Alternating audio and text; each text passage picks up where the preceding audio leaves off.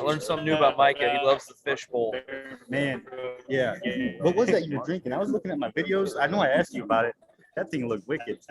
That looked like a hangover. drinking, honestly. Someone said happy birthday. Yeah. It was one of those. So I see people carrying around 5-gallon buckets. I think that's what Micah was drinking out of last night. About 10 straws. Yeah, it was a two-hander. I mean, I thought my 25-ounce can Busch Light was solid, but he's walking around with buckets just drinking on them. That's the only drink I had all night. Do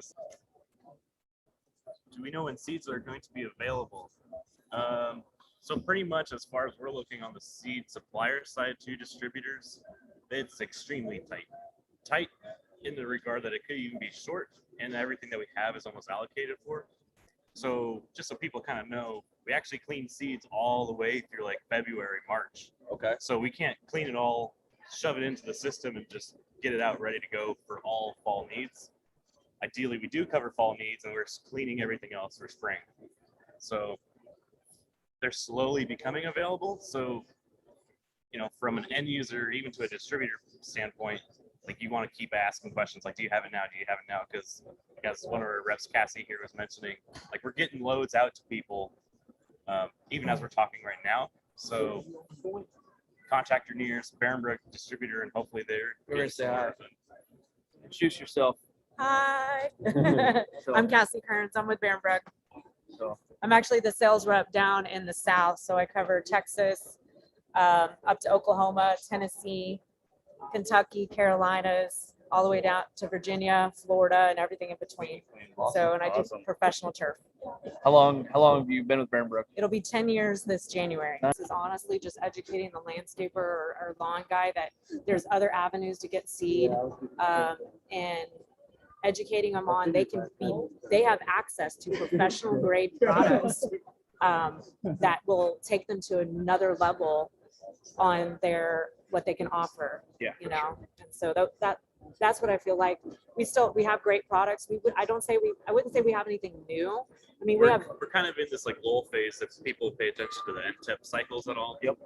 You know, as you start a new NTEP, that's when we're starting to look at, okay, what are we going to take to the next, what are we advancing and actually keeping, commercializing, putting in our brands and our mixtures or straight sales. Yeah. But we're in the stage where for tall fescue, ryegrass, bluegrass, we're now we've selected those and ramping them up. But it's taking, it takes a few years to get a substantial quantity of the new stuff. So you'll see on like our social channels kind of promoting here and there certain varieties, newer stuff that's kind of hitting. I think the Wi-Fi might run out soon, but okay. I think it's just like a lull phase. Yeah, and I think one thing that people don't, I never did, but the whole process of like, you guys are years ahead doing in-taps and trials and development until it gets to the homeowner or field sports turf. It's years. Yeah, it could be 8 to 10 years, but by the time the homeowner or end user actually sees the product, it is a process. And there are some seed companies out there that don't do that extensive a process, but Barenbrug being so research driven that we take the time to do the trials and the studies and find unique traits and things like that make us different from other seed companies. So it does take a little bit longer for us to get that next awesome product to market, but it's worth the wait in the end.